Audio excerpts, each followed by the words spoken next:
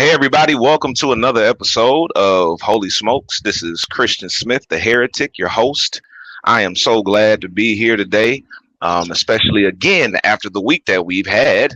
I'm always excited to have some conversations with my friends while I smoke a cigar. So as you know, Holy Smokes is a place where we discuss life, faith, and theology, and it's for the everyday person. So we may talk about some lofty topics, but we try to keep it as accessible as possible, which is why we have the dollar jar. The dollar jar is where we track the words of these genius cast members who have decided to join me. And I just try to make sure I keep them in check. Of course, I never need to put a dollar in the dollar jar.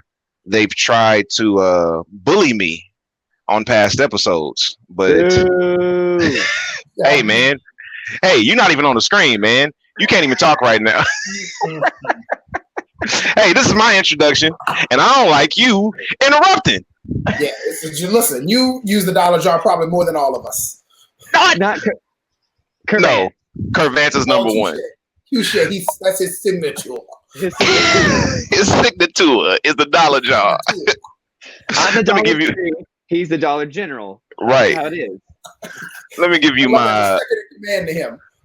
Yes, my signature dollar jar word for today is shout out to the Kingmaker. Shout out to everybody who couldn't be with us today. You know, we got a full crew. I think there are 8 of us when we're all in the same place. But today we have 2 very important people.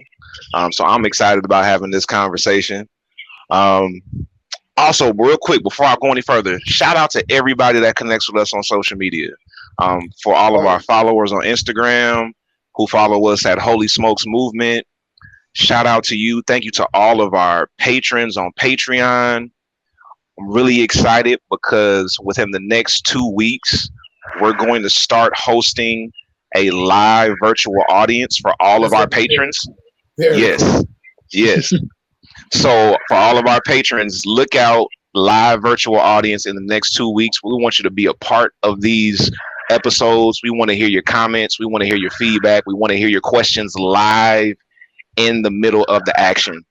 So look out for that real soon. And then also special shout out to Cubano Drip on Instagram, who showed us a lot of love, man. Thank you so much for the love.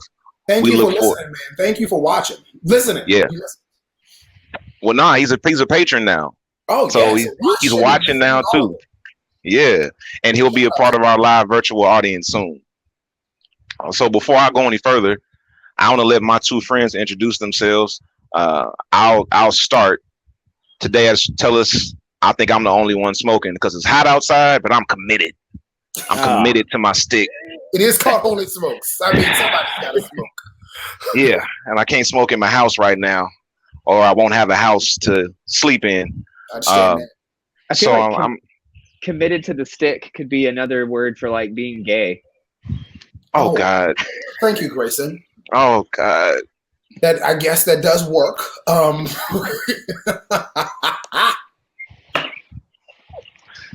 don't want to do this anymore. I don't.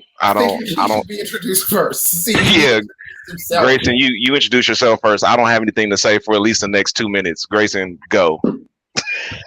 I'm the guy that needs to shut up more. Grayson Hester. I'm the pundit for obvious reasons. Coming at you again from Jefferson City, Tennessee, my hometown in Appalachia. I'm neither drinking nor smoking today, for I am a chaste, good Christian. It's a pleasure to meet you, Chase, good Christian. Lies, you tell. Lies. My first time ever meeting that, Grayson. Lies. Oh, God. Chase Christians chase the Lord. That's what they say. We're 5 minutes in. He's already done 2 puns. I don't know if I'm gonna be able to take today. Greg, Nikki, Karima, Tiger, Kurt Vance, come back. We need to offset Grayson. But yeah, that's me, Grayson Hester, not drinking, not smoking. Very happy to be here for this conversation as a speaker, but primarily as a listener to the wisdom and lived experience of my friends Myron and Christian here. But yeah, glad to be here. Oh, so here's another part of the introduction. Grayson, tell us, what's the funniest thing you saw on social media this week? That was a hard question, actually, because my social media has been inundated. That's a dollar word. Inundated? Inundated. Flooded. I owe $1 for the travesties of those puns. I'll just say it. Yes. Yes. So dollar jar for Grayson for the pun. Yeah, we're going to start charging Grayson dollars for his puns. Because, see, other cast members have kind of figured out I got to start defining these words, but Grayson can't help but do puns. It's like a tick. It's like he has to do the pun. So we're going to clean up with Grayson with these puns. So that's $2 for Grayson. Let's go. What's the funniest thing you saw?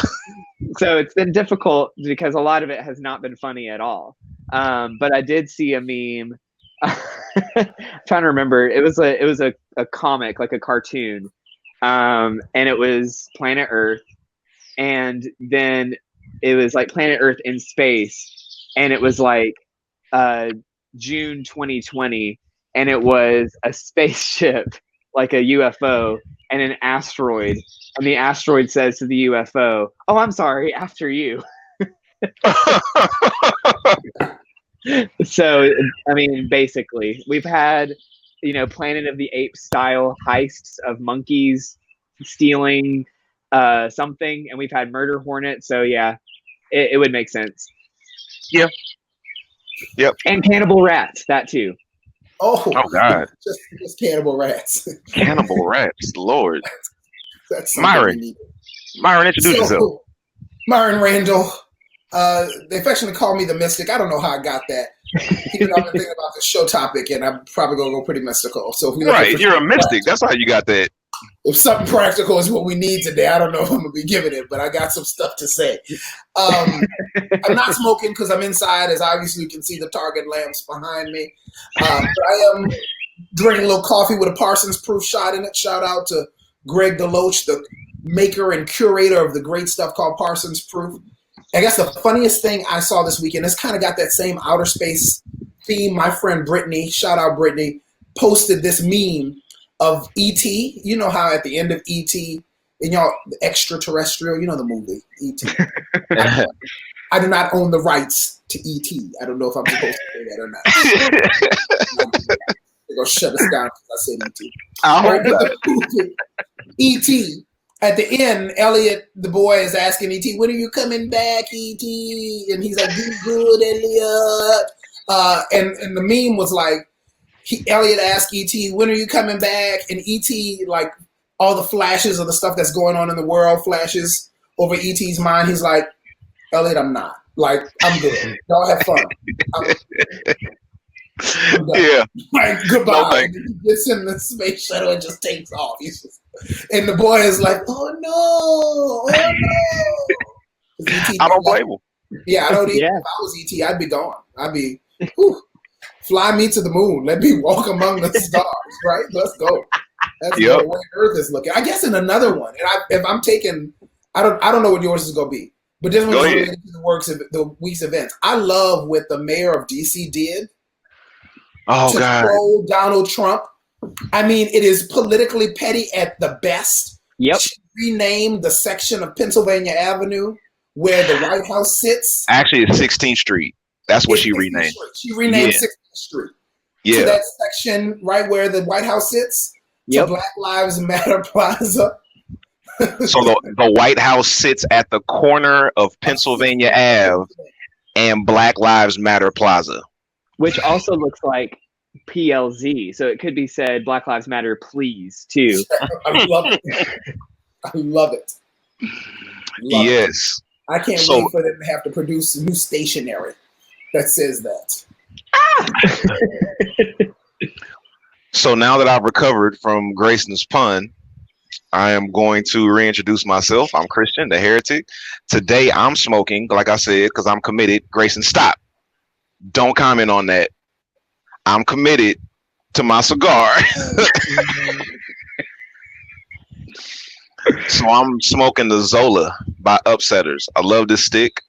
I celebrated my anniversary with my wife last Sunday, and she got me. Anniversary. Thank you. And that's fine. Okay. She knows what I like. She bought me a full box of Fat Bottom Betties. So I've been working on those a little bit this week, but I decided to go back to the Zola for today from the Upsetters. Great stick. I too am having some coffee with Parsons Proof. Shout out to Greg DeLoach, the bearded sage. Amen. For any white people that want to know how to be a good ally, make your black friends homemade liqueurs. Yes. Grown folks coffee down there at the bottom. Yes. Mm-hmm. Yes. Handcrafted by Pastor DeLoach. You gotta love it. You gotta love it. You gotta love it.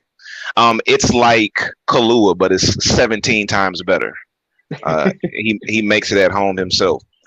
Two things I want to share that I saw that was funny, and this one wasn't necessarily this week, but I keep seeing this meme going around of a fake Yelp review, and it's reviewing Earth, and it's 1 star, and the comment is very ghetto, would not recommend. The service here is terrible. It's terrible. It's terrible. And I saw one from a connection of mine on Instagram. His name is Daryl Parker.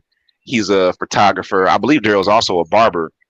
And he was out taking pictures at one of the protests in Atlanta. And, you know, a lot of us know about the whole Karen movement, where we refer to white women who weaponize their privilege as Karens, which is so interesting because then there's this movement of white women who say Karen is the new N-word. I was like, no, Karen is based on your privilege. It's not based on your oppression. You can't take a word that's based on your privilege and tie it to somebody else's oppression. Yeah, and then Karen is not derogatory in any way. Right. Right. Karen, okay? And I've got some Karens in my phone. Yes. I do too, of course.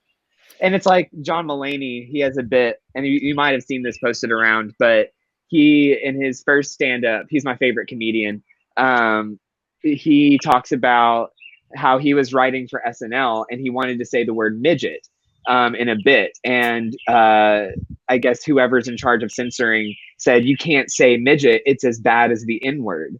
And John Mulaney says, if you're talking about the badness of 2 words and you won't even say one of those words, that's the worst word.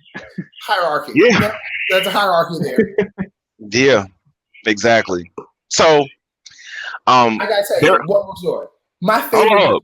Hold up a second, man. Let me finish my meme. All right, we're getting off track. I got to tell you about this funny meme that I saw. All right, exactly. Pamela said Karen is her middle name. Exactly. Exactly. Her name is Pamela Karen Merritt. Oh, yes. But she's not Karen. Right. So Daryl took a picture of this white lady at a protest in Atlanta, and she was leveraging her Karen powers, and she held a sign that said, "I'd like to speak to the manager of systemic racism, please." And that made my day. All right, Myron, what's your favorite YouTube video? And then we're going to move on. This is spawned from Grayson's idea of midget little person. Right, there's this pastor, and he's like doing the altar call at the end of service. And like the soft music is playing. He's calling people out, and he's like, you know, God loves you all. Even you, little man in the back. And he realizes that he might have said something wrong. And he's like, I don't mean little man. I mean, he's not a midget. He just starts breathing heavy because he knows he has blown the entire moment with this whole midget little person thing that he's just done. He's just like, all right, just come as you are. Yep. our resident Zacchaeus here. There it is. Yeah. All right, y'all. Man. So we're gonna get into the topic at hand today. This whole topic. I wish Nikki was here because it was her idea to discuss this, but it happens like that sometimes.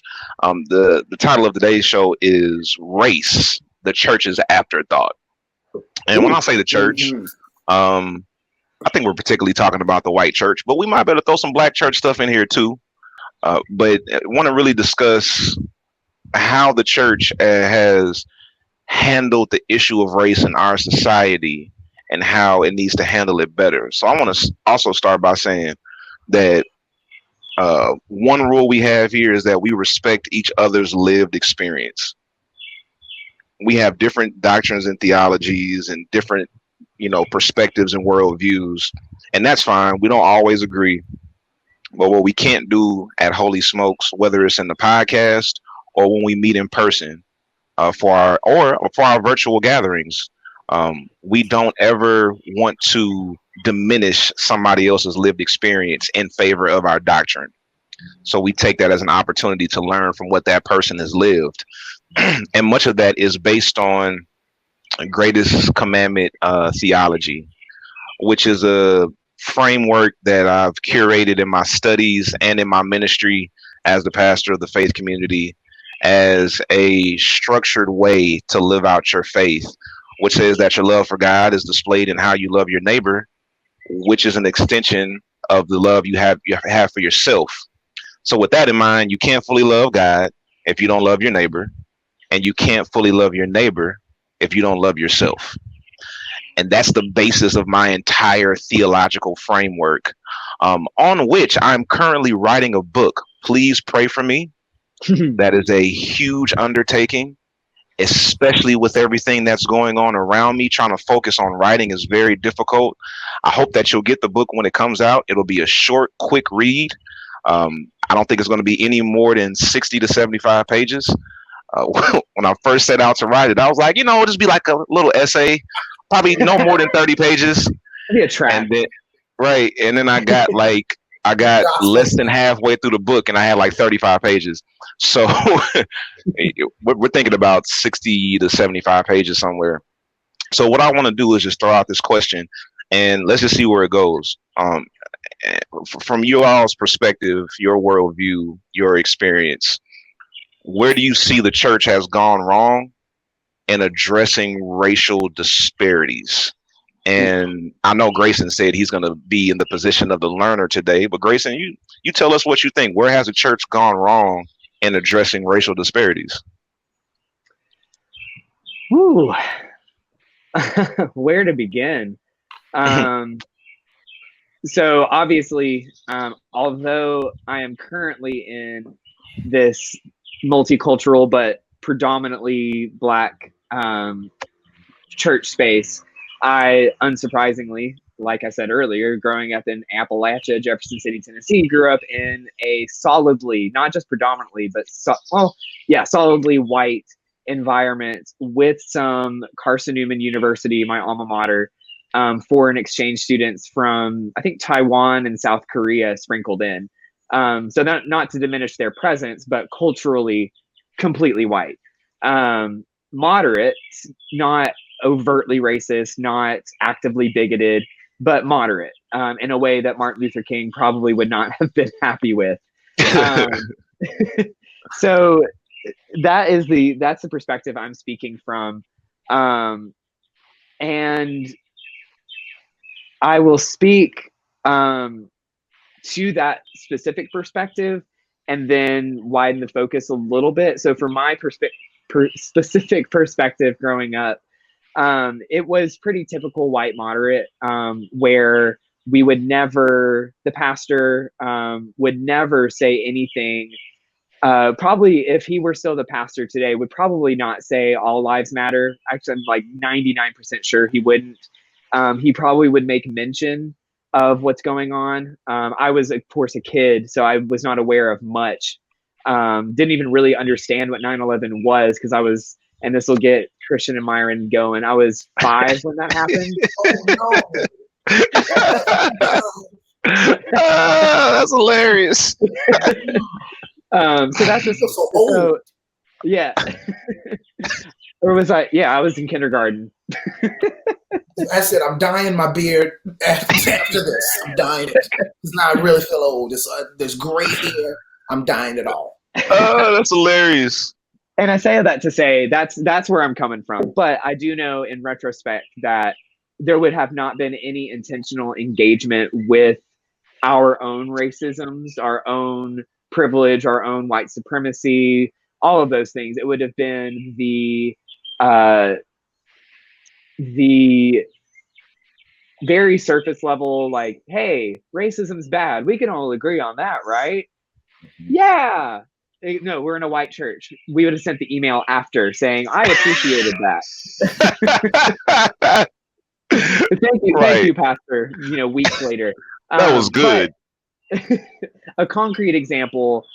A concrete example. When I was in college, after I transferred from my first college, Belmont University in Nashville, back to Jefferson City, back here to Carson Newman to finish out my church, which is the First Baptist Church, and all of that, what all that entails. And we had a service, I don't know when it was, maybe it was in February, where Martha Davis Baptist Church and I think a Methodist church, both of which are historically and predominantly Black, and are literally across the tracks. I'm not being euphemistic here. Like, they are literally across the tracks. Mm-hmm. They came to our church and we had a good service. Like, our choir sang together. They had some soloists and who vastly outshone anything that our church could have done. And it was a nice moment, and I'm not downplaying that. But I think in some ways that some people are criticizing Mayor Bowser in DC, it's a good moment, and it's something we should celebrate and take joy in. And what she's doing with the Black Lives Matter on the street. But if it's not matched with, in her case, policy reform, defunding the police, or redistributing wealth to Black communities that have been forced out of DC systematically over the years, then it's just performative. It's just petty. And I'm in that place too, where my church did that moment, but the Black people had to come to our church and then, probably couldn't have been honest, right? Like, hey, this is really nice, but what are y'all actually doing? Because then it would have been like, oh, everybody, let's not disrupt the kumbaya moment. This is just, let's just be happy and be together. We are the world or something. Yeah. So I think that typifies my experience, where there was definitely room to expand. I didn't have to fight through like active bigotry against Black people, but I also had to fight for active allyship and active anti-racism. We were non-racist. We weren't anti-racist.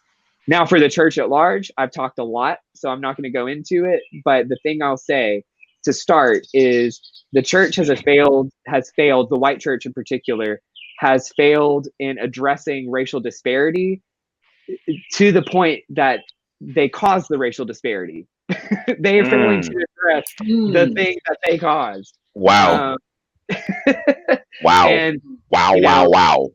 It doesn't even begin with saying, we, white church, we, the Lutheran, Presbyterian, Methodist, Baptist, or I could say like Cooperative Southern Alliance of Baptists, because Baptist is such a broad spectrum. Right. We, the Catholic, Anglican, etc., denounce white supremacy, denounce this specific instant.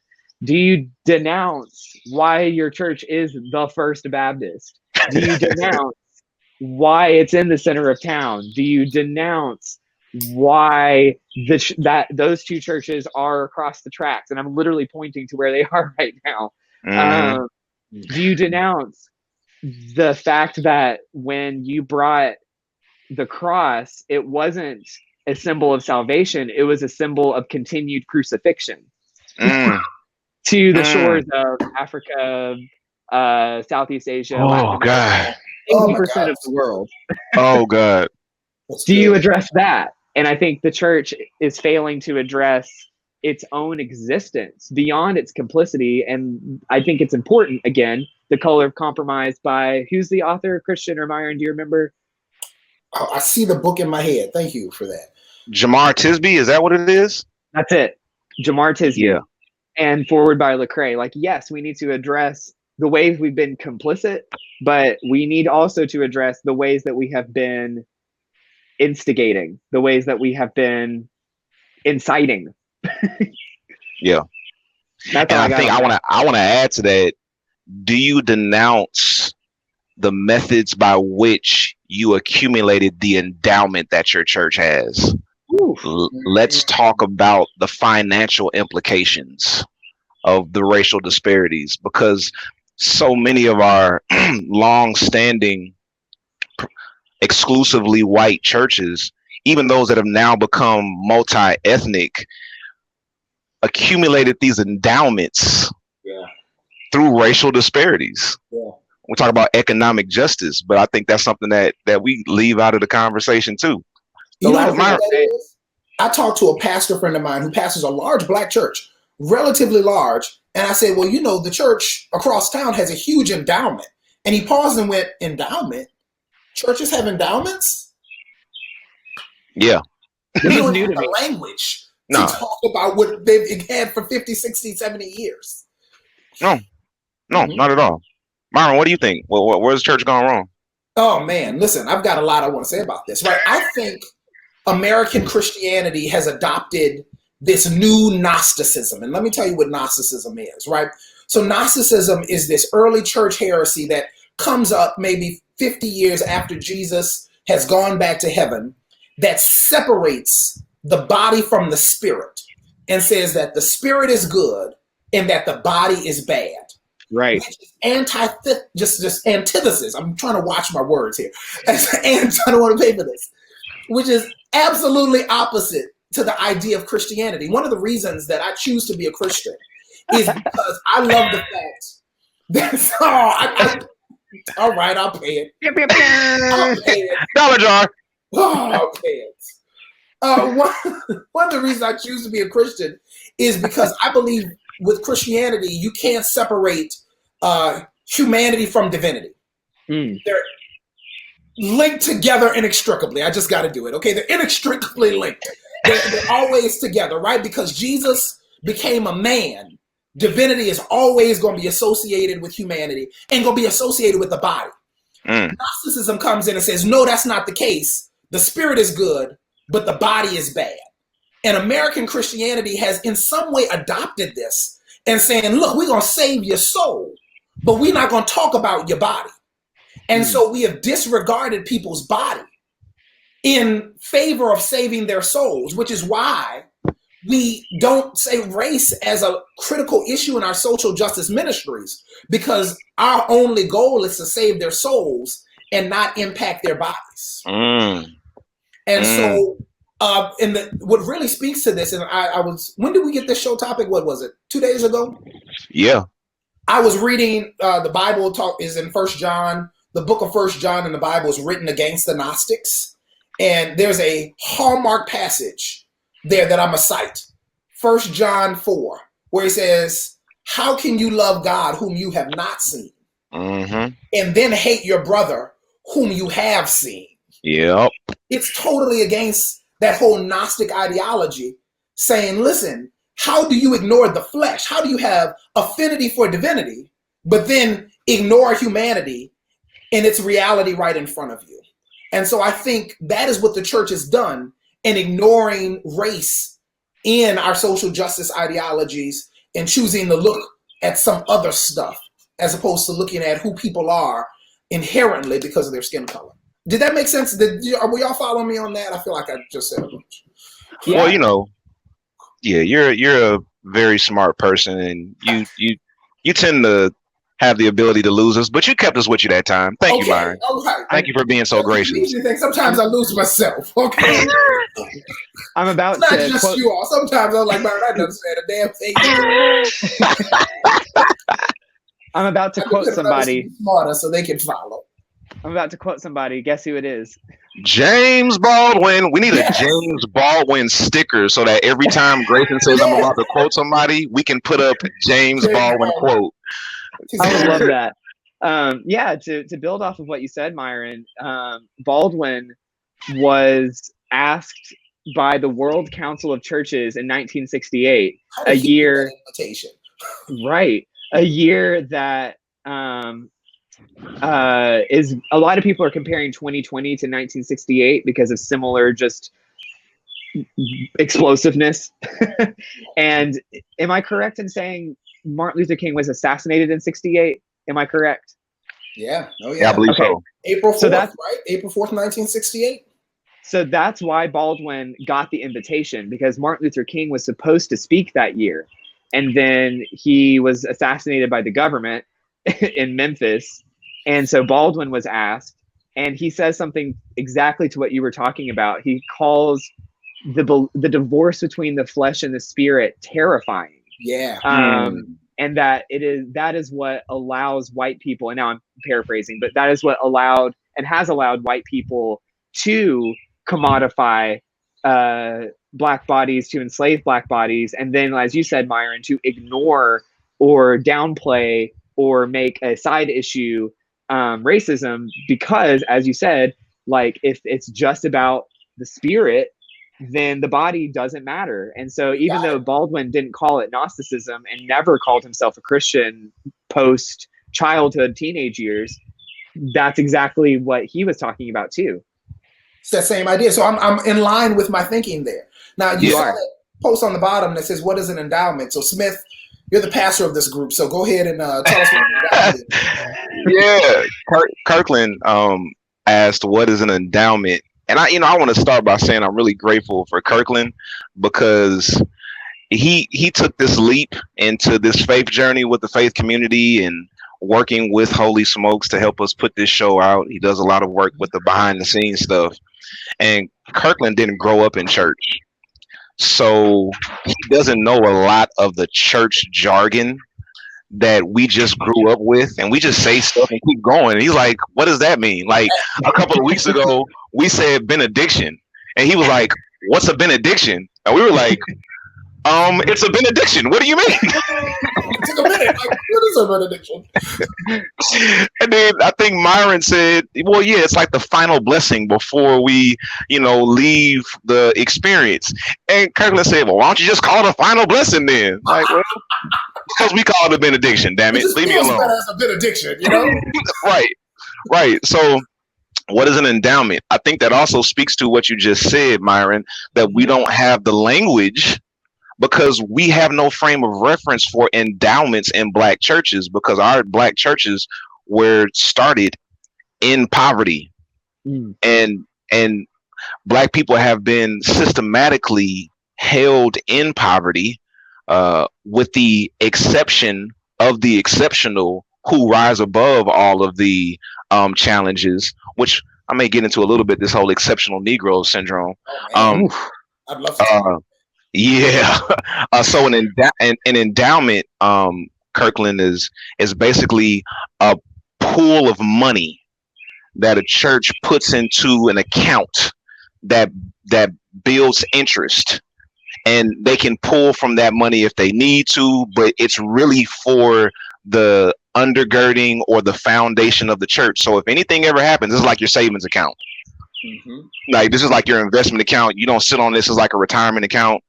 If a church ever comes up on hard time, they have that pool of money they can pull from, which is why there are a lot of white churches today that are surviving on their endowments, because their membership has decreased so dramatically because they have not been able to keep up with the culture and serve this present age.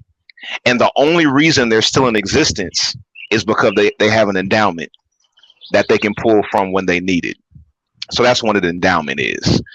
And to talk about that whole concept of the exceptional Negro,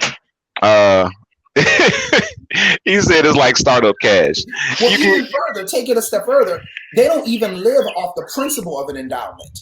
They live off the interest and off the dividend that comes from it, right? So if I put $1 million and it gives me $40,000 of dividend of interest, I live off the 40,000 so that the million stays there, that it keeps producing more and more money for me. And so they've been getting that 40,000 or whatever the interest rate is for years upon years upon years upon years. And that's money that they don't have to work for.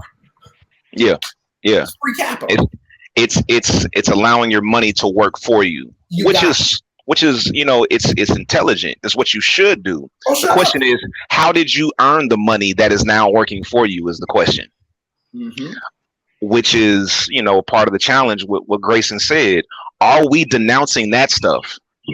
Are we denouncing the stuff that makes us uncomfortable, that causes us to actually have to take some actions?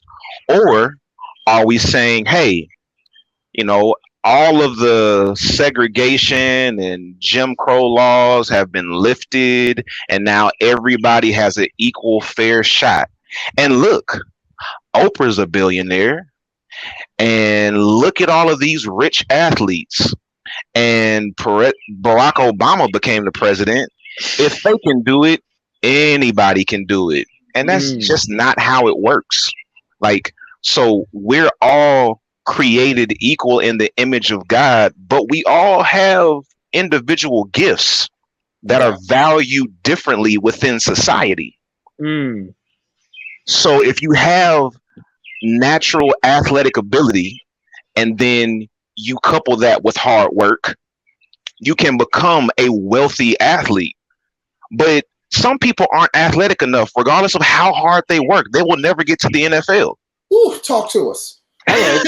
You know, I was a pretty good athlete. I played football in college at Alabama Agricultural and Mechanical University. Go Bulldogs. I was all conference player. I did pretty good. I had above average strength. I had good quickness, but below average speed, which is fine with me because I played offensive line. So, you know, I only needed to be able to move fast within 5 yards. I didn't need to run a 40-yard dash. Or maybe that's what I tell myself so I can sleep at night. So now, don't be humble, Christian. You have a jersey in the College Football Hall of Fame. Please tell it, Grayson. I was going to say it if he didn't. I love that he is, you know, assessing his skills in a humble manner, but you know, come on now, player buddy. I don't have a jersey anywhere. I don't have. Okay. I swear, I don't even think about that till y'all bring it up. I promise you. But thank you. Yes, I'm very honored. I'm very honored to have my jersey in the archives at the College Football Hall of Fame. The reality is, but look, out during Black History Month. But look, here's the thing though. With my athleticism, which was above average, it made me no money in my professional career. I still wasn't in that top percentile of athletes that went to the NFL and made millions of dollars. And even the athletes that get to the NFL, there are still a number of them. The average lifespan in the NFL is less than 3 years. And the league minimum, I think, now has gone up to like 275,000. Don't quote me on that. But a lot of guys don't make the millions of dollars that we see. So we assume that, you know, because who's like Patrick Mahomes, because he got a multi-million-dollar contract, that's how every NFL player is living. No, you got a lot of guys who came from poverty, get to the NFL for 2 or 3 years, make a couple $100,000 in those 2 or 3 years, and then they got to figure it out. They're retired by the time they're 23. I'm sorry. $200,000 a year for the first 3 years of your career will not set you up for life unless you're trained in knowing how to invest that money, which a lot of people from our community are not. So this whole notion that, well, you know, if this person can do it, anybody can do it. No, you know, gifts come without repentance, as the good book says. Like your gift. Your gift is not something that you earn. God just blesses you with that, and we don't all get the same gifts. So I think we need to stop putting that on people of color. Like, well, we've diminished or we've taken away all of these negative and racially discriminatory laws, so now everybody is equal. Do you guys have anything on that? Like where the church could have probably addressed like policy and legislation where the church fell short? Y'all got any thoughts on that? I just have a thought in response to Christian, what you were saying about the NFL, and this is not, well, it actually kind of is church for some people. So beyond being the only place where a lot of straight men are allowed to express emotion, and it not be homo,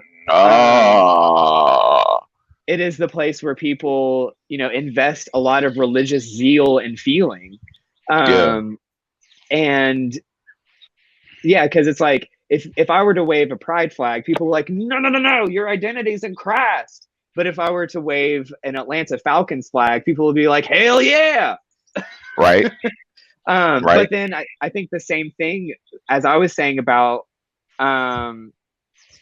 with my church inviting the two Black churches into our space, which is the biggest space because of the endowments and the systemic historical racism, but if they had been honest in that space, it wouldn't have been the magical kumbaya moment that all of the white folks could then leave in the warm afterglow of how good we are and how innocent we are. Same thing with Colin Kaepernick. We have all of these NFL players who might make millions or might make just like 300,000 for 3 years, but who are doing, we're all equal here until you take a knee, until you speak out, until you exist as more than just a vehicle for white people to earn more money that they didn't work for, which is why Jordan Peele in Get Out had all of the white people drive in Black vehicles. Mm-hmm.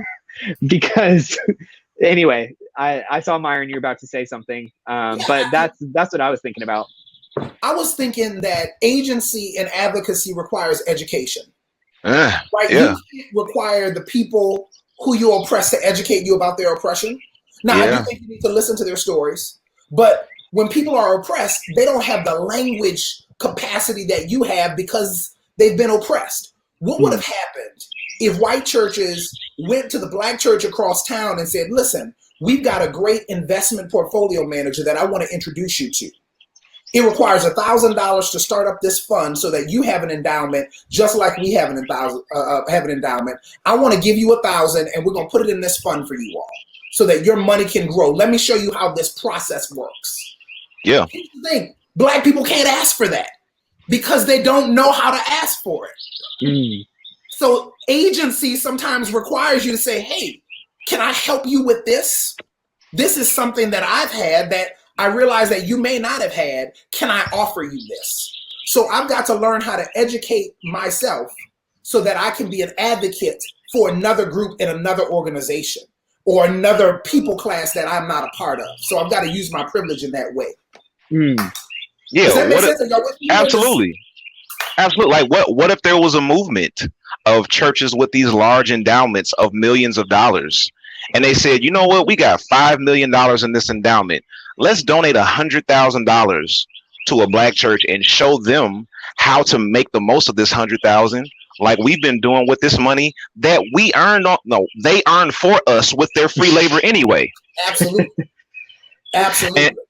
And so my biggest challenge, I won't say my biggest challenge, this is what I want to bring up about where I feel like particularly the white church has really dropped the ball with racial disparities, and something that needs to be addressed to this day is what we have come to know as multicultural churches. I'm a pastor, I'm a Black pastor of a multicultural church. It is rooted in my Black celebratory tradition, but I do my best to make room for different cultural expressions in our worship experience. Grayson is amazing at writing liturgies. We've talked about publishing liturgies that Grayson writes. Like they're beautiful, they're thoughtful, but that's not something that we've done normally in our Black church experience. Some of our members are really big on having moments of silence, but Black people don't do silence in church. You struggle with silence. You get a big hallelujah after a couple of seconds. Right. Unless you're a part of like an Episcopal church or a Catholic church, like we don't do silence. Silence makes us nervous.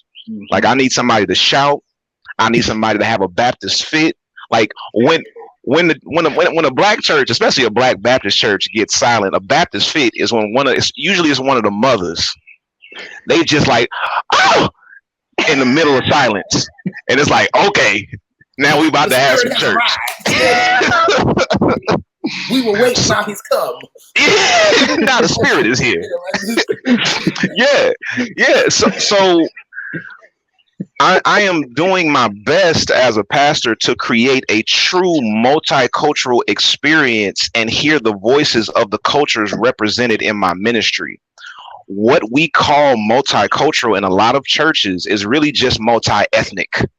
We have a number of ethnicities represented in the congregation, but they are all required to assimilate to white culture. So when an issue arises in society that dramatically affects Black people, they go to their multicultural, I'm doing air quotes for those who are listening, they go to their multicultural church, and their white pastor says nothing. Not even the performative "we stand with Black people," just nothing. That's not multicultural. And if we're going to be multicultural and we're going to have these white pastors who are pulling in all these Black people for this diverse experience, that diversity needs to be reflected throughout the ministry, not just the worship leader who gets up and sings you happy every week because he's so talented or she's so talented. And then you always get the word from the white person because they're the authority, not just the Black people in the pews. How many Black people are on the board of directors? How many Black people in the church are making financial decisions? And I think that's where we've missed it. So because our quote unquote multicultural churches have not put Black people in positions of power, they're also not going to think to do that in the larger society. So what the church does, it kind of continues on into society. And I think that's one place where we're really, really missing the mark. Y'all got anything else where you feel like we're missing it?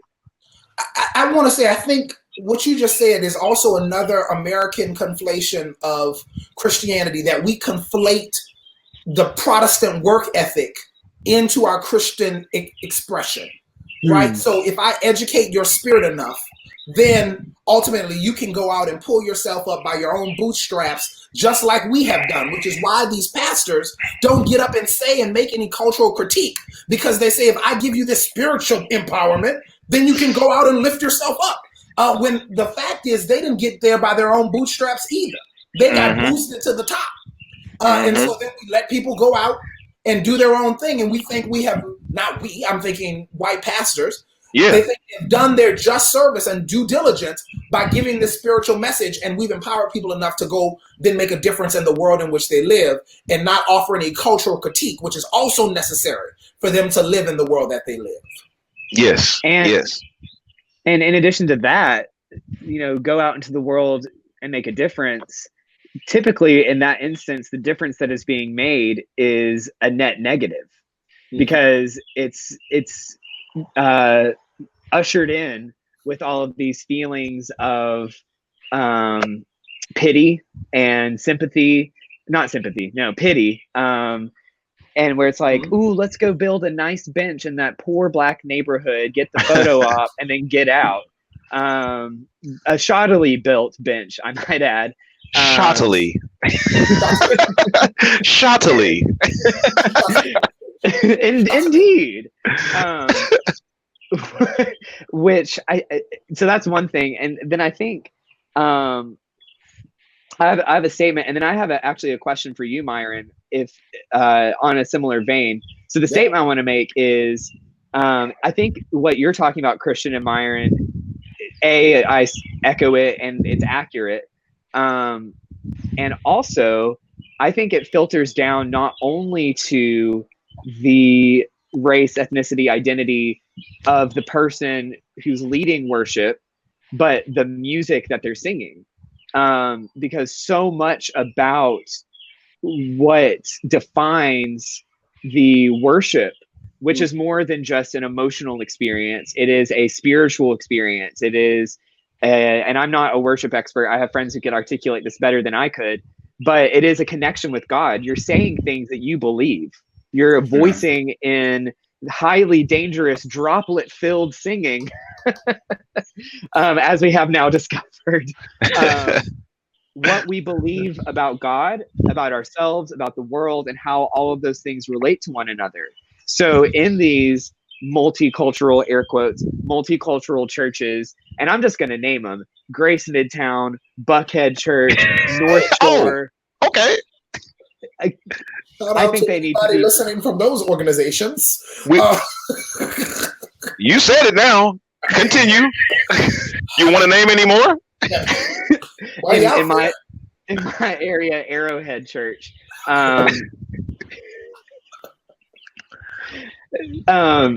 Wendy's commercials asked, "Where's the beef?" It's right here. I got some.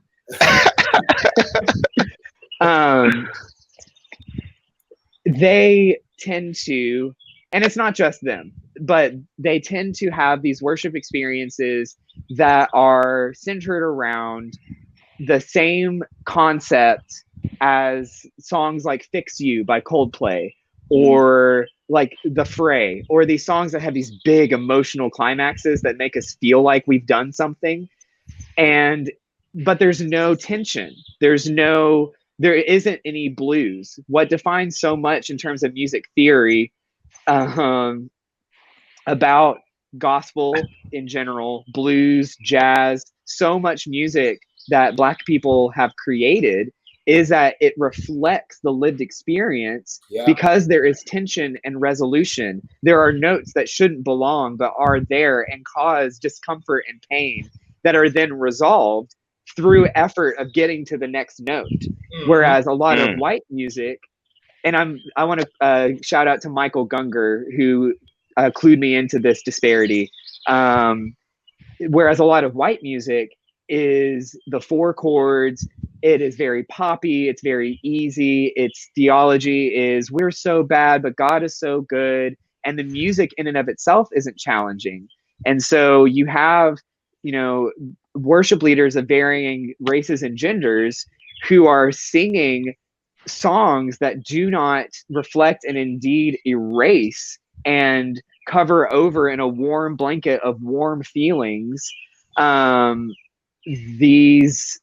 lived experiences. And so there is no discomfort in the music, there's no discomfort in the worship, there's no discomfort in the message, there's no discomfort anywhere. And so then when Black people or LGBTQ plus people or women or whatever group, it looks good on their brochure but not in their beliefs, voices something, all of the discomfort energy gets placed onto them, and then they're scapegoated because it hasn't been any discomfort anywhere else. Maybe the coffee was too strong in the lobby. I don't know. Maybe somebody parked too far away and the parking ministry didn't get to them in time. But then, so whenever a Black person says, hey, can you mention Ahmaud Arbery? Can you mention something? Then it's like, oh God, you're making us uncomfortable because nothing else has. Yeah, absolutely. And I think that also speaks to how we outsource our work. Yes. You mentioned the whole scapegoat theory. We scapegoat God for a lot of the poor decisions that we make. And then we also outsource our own work to God. When God works through people, generally, when God wants to get something done, God usually sends a person. The greatest example is Jesus. He sent a person. Can we revise that and say he always sends a person? He always works through humanity. Yeah. So the question is not, God, come and do this. The request is, God, show us how to do this. Show us how to make the difference, because we need to be the change agents as a representation of you. And I think that's where church is missing the mark on this racial piece. Like, we're waiting on somebody else to do it all the time. Like, white people, take some damn responsibility. Like, privilege is not a sin. And I talk about privilege all the time, but I'm always going to be balanced in my approach and recognizing that privilege is not just a white issue. Like, I have a lot of privileges. I'm male, I'm heterosexual, I'm cisgendered, which means I identify with the gender I was assigned at birth, which means I'm not transgender.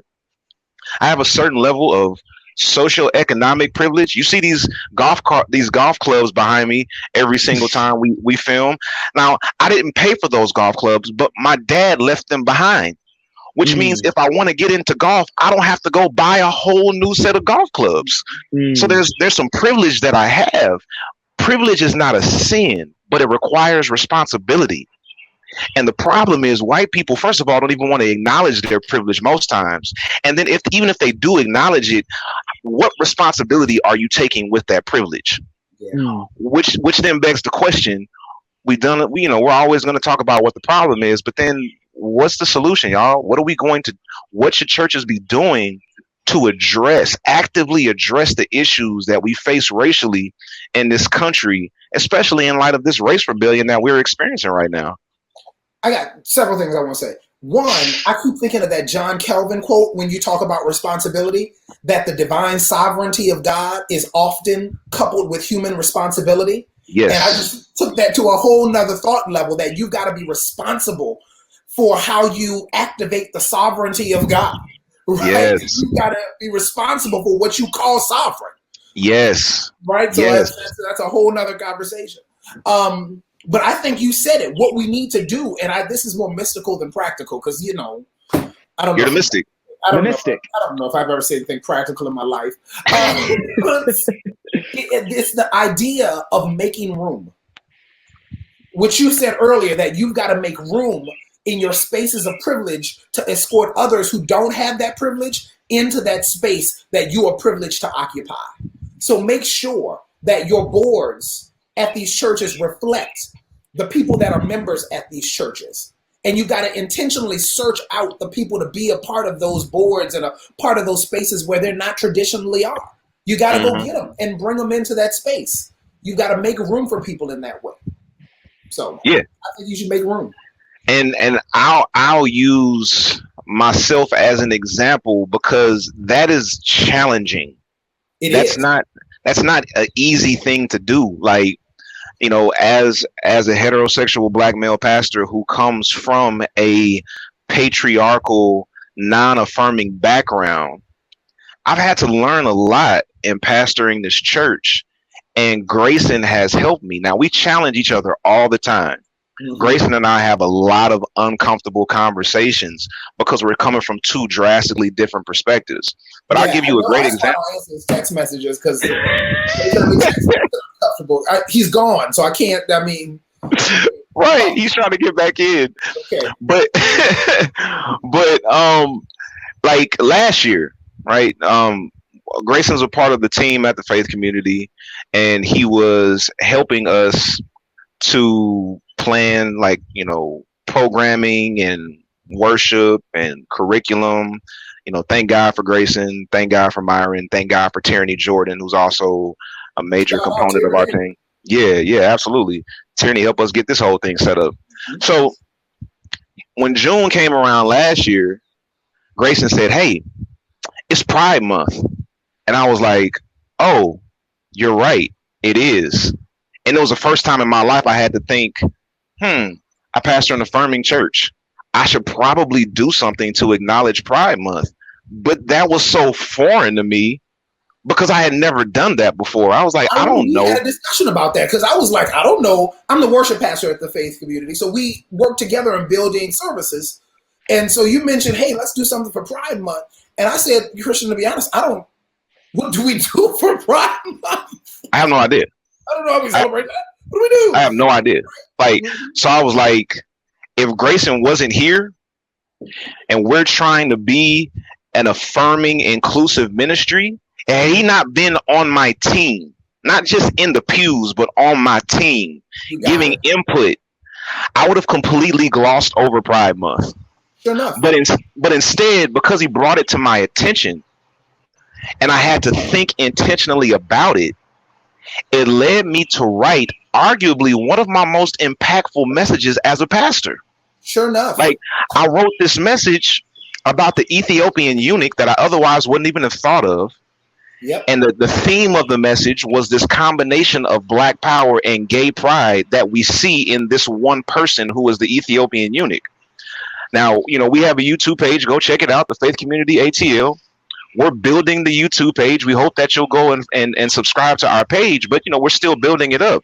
So a lot of our videos, aren't viewed a lot, but that video, because of the title itself, got more views than any other video on our page, because it's like, wait a minute, Black Power and gay pride. What do you mean? Mm-hmm. But if I don't have a Q plus person on my team who has input and will challenge me and make me uncomfortable, that never happens. And then I don't have the reach that I currently have, and I don't have the awareness that I currently have, because I'm not surrounding myself with the people to help me make those steps even when I'm uncomfortable. You got it. So that just kind of speaks to what you were talking about. I think we need to acknowledge the fact that uncomfortableness is a part of the church culture that we shy away from. If you're going to be an effective church, you're going to have to be uncomfortable. Yeah. And I think if you want to talk practicality, you need to talk about the fact that you're going to be uncomfortable in having conversations and allowing room and access to places that you've not allowed room and access to before. So if you're not comfortable with being uncomfortable, you probably won't have the impact that you want to make to places outside of your own. I'm trying to say this nicely, but I might need to just start calling it out like Grayson. No, just call it out. Go ahead and say it. I want you to go back, rewind, and say it. I'm saying this to white people directly. If you're not comfortable being uncomfortable, you won't impact Black people. You won't impact Hispanic people. You won't impact other races like you think you should and want to, because you're comfortable in your own whiteness. So your sphere of influence won't reach outside your own whiteness, is what I'm saying. I actually addressed a webinar call this past week of nothing but white clergy and lay people who want to get involved in the protest. I was the lone Black face on this webinar. It kind of freaked me out when I logged on, because I was thinking there would be some other Black person. I was like, oh Lord, I'm supposed to speak for all Black people. I hate this shit.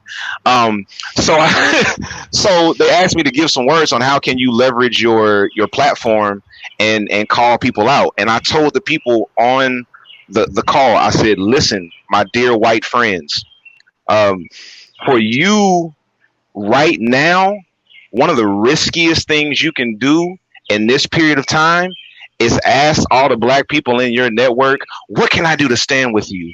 What can I do to be there for you?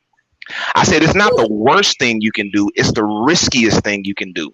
Because some Black people might be like, oh, wow, that made me feel so good. Kumbaya, come and hug me. This is what you can do for me. And then for others of us, it's emotionally draining. It's irritating. I've been asking you to stand with me for centuries. And now that the country is imploding and I am completely exhausted, you want to ask me, how can you stand with me? But listen, my dear white friends, you have to carry the burden of that uncertainty. You have to carry the burden of that discomfort. Don't place that on me. I need you to navigate your discomfort, and don't outsource it to the Black people and say, hey, I'm here now. Tell me what to do. No, you deal with that uncertainty. Go do some research. Question so much. I hate that, because the only reason you're asking what can I do to help is because now your world is in danger. Yeah. Right? They're looting your stores. Their Target is being looted. All right. And white people everywhere are nervous that they're going to steal all the lamps outside of Target. Right? So now that your world is being impacted, how can I help you all? Listen, as an African American, my world has been burning forever. Yeah. Every time we built ourselves up and got some type of financial agency, y'all burned it down. So we've always lived in the fear of a world that's burning. And we've had to navigate that uncertainty for our entire existence on this American shore.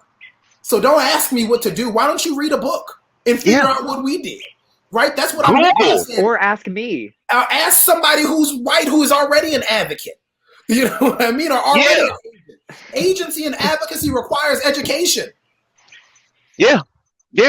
Grayson, what do you think, man? How can the church, specifically the white church, do better with addressing racial disparities moving forward? First, I want to say spot on to everything again, I dropped out, not because it's always so like the optics are always bad when it's like you're talking about discomfort and whiteness and stuff, and then the battery dies in air quotes. Oh, I'm sorry, my battery died, you guys. I missed that whole piece. Continue. And I couldn't find. It actually was my battery. So what I did here, I want to echo and say thank you for saying it. And I'm now on my phone, which is why the orientation is different. But my orientation is the same. All right, that's $1. That is, listen, that's $3. That one was hard. Man. Some of your puns are good. That one was bad.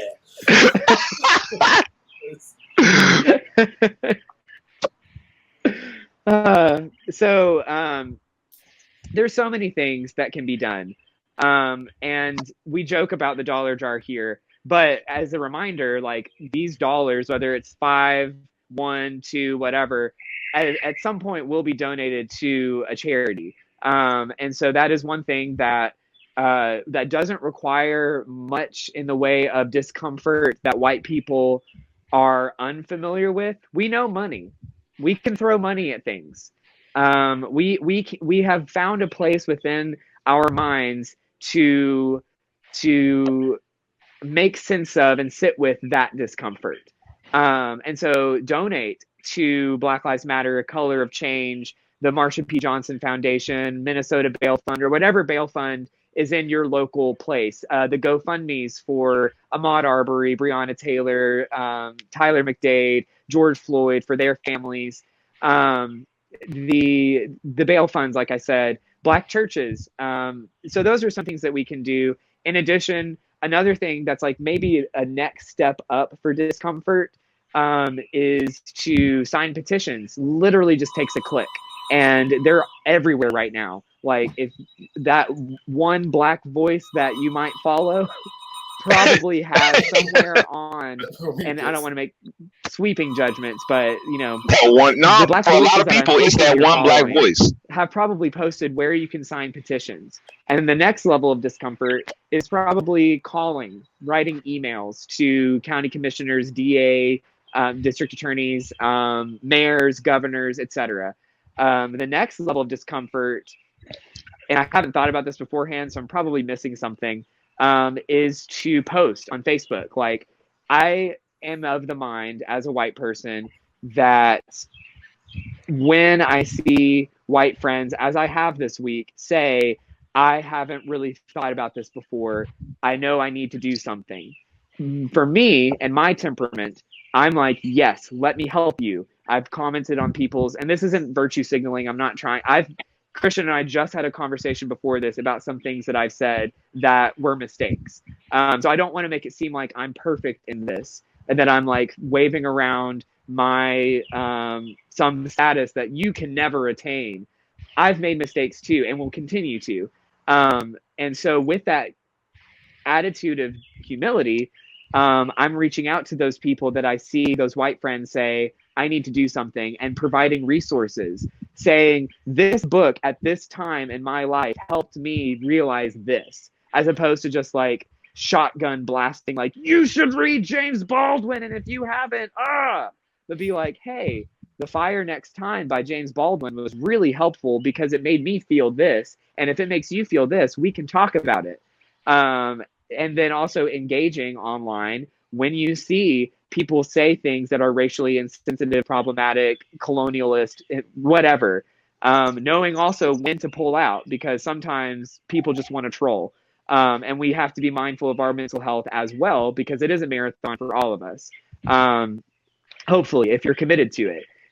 Don't be like Michael Scott in the Fun Run and carb load and be like, oh my God, I'm so ready for this. I have to, on Alfredo, on things that aren't nourishing, and then sprint to show off yourself. And then by the end of the race, you then have to rely on the people who are actually committed to the race to pick you up off of the ground, to walk you across the finish line, so you get the optic of being the good ally. Ooh. Thank you, Michael Scott. Thank you, The Office. Ooh, shout out to all the Dunder Mifflinites. But what'd you say, Christian? I said shout out to all the Dunder Mifflinites. That was a good one, Grayson. I can't hear y'all. That was Maybe a that's well just done me. pun. Yeah, that was a good one. That was a good analogy. Yeah, I can't. Let's see. No, that's all good. But now I do want to point out something real quick. Can you hear me, Grayson? I think then the next level is you can't hear. No, it's repeat. Protesting. All right. And then actually being in genuine relationship with Black people, so that it's not their friendship on your terms, where it's, you can be my friend as long as you don't bring this here, as long as you don't listen to this here, as long as you don't share this, as long as you don't express this. You can be my friend. Please be my friend and make me uncomfortable. Please tell me how I can love you in a way that you need to be loved, which isn't, oh my God, I went to Beyonce with you. It was, oh, I read this and I realized I did this to you. I'm sorry. I'll do better. So I don't want to keep talking because I can't hear y'all. And if you have other things to say, I don't want to ramble on because I can't. It's good information. I don't know why I can't hear you. It's not intentional. Oh yeah, but his sound went out. Yeah, he's doing air quotes. The Black people on the stream, Grayson. I don't know what's happening. No, so one of our producers, Cody, just commented something in the private chat here that I think is important. You can't ask Black people to fix a problem that you created. You cannot do that. And I know a lot of people are thinking, but I didn't create this problem. Your group created it. The group that you represent created it in order to benefit you. So it's your responsibility to educate yourself on how it was created to benefit you, and then take action to work against that, which means you even got to go down to the education system. There's a great book that I want everybody to consider reading called Lies My Teacher Told Me. The notion of this book is that history is the only subject taught in school that makes you dumber. Like with any other thought, you have math. You teach you math, you learn how to do math properly.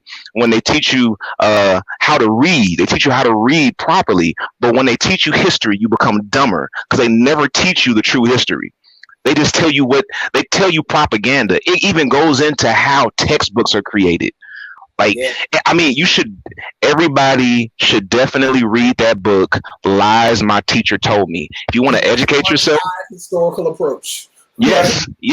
2 books. And then Myron, I want you to give us the final word. 2 books. Lies My Teacher Told Me. And then I want you to read The Color of Law. Both of these books you can get in audio format. So you can listen to them. You don't even have to sit down and read them on your commute to work, while you're at the house, while you're working out, while you're going for your walk or your jog. Get the 2 books and listen to them in your ear, because both of them will help you to see just how this system was created to benefit you as a white person, and hopefully challenge you to think, how can I do something to address this issue from my place as a white person, and then particularly from my place as a white person of faith. So do that. Myron, give us the final word, man. All right, folks. I guess the best way to kind of wrap this up is to tell a story, because that's what I do. The most trouble I ever got into in college, I went to a majority Caucasian colleges. I was asked to be a part of this lunch that was called the diversity lunch. And at the diversity lunch, the speaker got up and began to talk to us and preach to us about how God is colorblind. He gave us a full message, and then he allowed people at the end of the message to get up and speak. And I took a big sigh because I knew what I had to do. And I said, I appreciate you sharing with us, but I disagree with you fundamentally. God is not colorblind. I said, the God that I serve, he created the grass green. He made the sky blue. He created the flowers in every array of color known to man. He created you and I in the colors and the hues that we are shaped in. God is not colorblind. You know what he is, though? He's not prejudiced. And so, most trouble I ever got in, contradicted the speaker. I had to have a conversation with the black dean after the diversity chapel about contradicting the speaker in public. And folks, that's what I think I want to share with you, is that God is not prejudiced, and you can't be either. You got to learn to recognize your privilege. You got to learn to recognize your prejudice, and you've got to learn how to make room in spaces that you occupy for the voices that may be divergent, for the voices that may be opposite, for the voices that look differently than you. I'm going to hearken back to that 1 John 4 passage. How can you love God whom you have not seen and hate your brother whom you have seen? And then if you want to know what love looks like, justice is what love looks like with legs. And so you can fight for justice for the folks that currently don't have the level of justice and freedom that you occupy and have. So that's why we'll wrap this up. That's why we love you, Myron. That's why we love you. This is Holy Smokes. Connect with us on Instagram, Holy Smokes Movement. We're also starting a group on Facebook. We actually already started it, and we're getting some requests to be a part of the group. We're going to start getting more active in that group. So check us out. Search for Holy Smokes, Cigars, and Spirituality on Facebook, and send us a request to join that group, where we will have more interaction. And then if you are listening to this podcast and you like to actually see the visual version, join us on Patreon. Go to patreon.com/TFCATL, because within the next couple of weeks, we are going to have a live virtual audience that will be made available exclusively to our patrons. And we want to hear your thoughts while we're going live. We want to hear your questions. We want to hear your concerns. We want to get to know you. One of the scary things about podcasts is you have no idea who's watching or listening. It's like, I don't know who's listening to this. I'm always encouraged when I see somebody point out that they're listening or watching, but we would love to interact with you on this platform. So if you want to be a part of that virtual audience, go to patreon.com/TFCATL and join us for our future live virtual recordings. That's it. It's Christian, the Heretic. This is Holy Smokes, Cigars, and Spirituality. And we will see you next time. Y'all have a good one. Bye, folks.